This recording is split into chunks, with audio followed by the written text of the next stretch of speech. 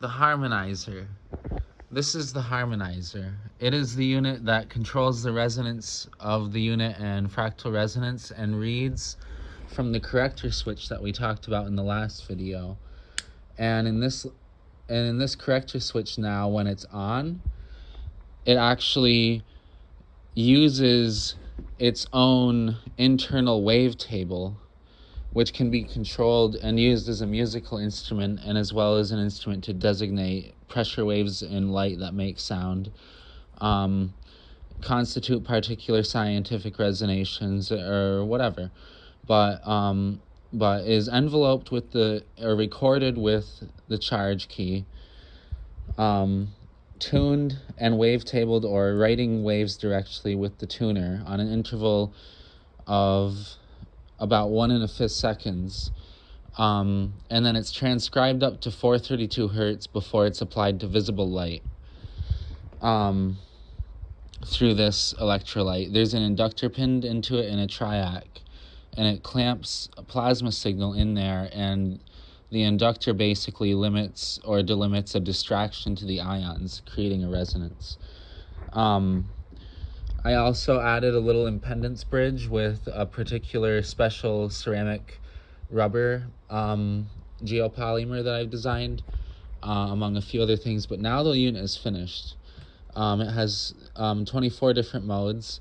Other things with the wavetabling, when you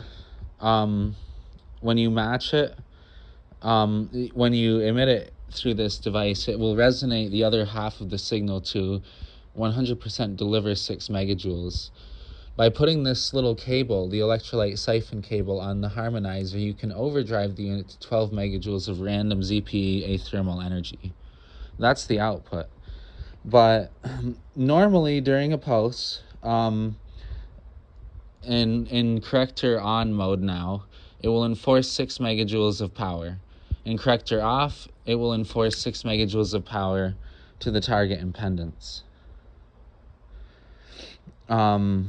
So it would do so with a higher efficiency.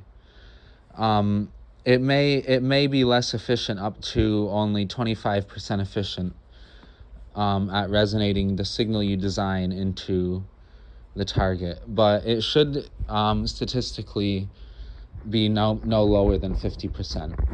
You could achieve a 50% transmission equating to 6 megajoules. So there's no real way to go beyond it, but you could get a chance using the harmonizer overdrive that does produce more ZPE energy, but it's random.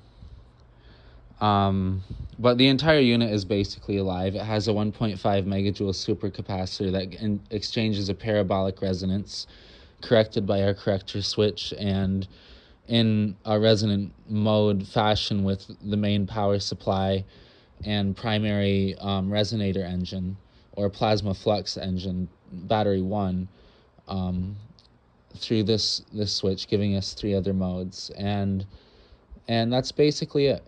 So now you understand the full kit.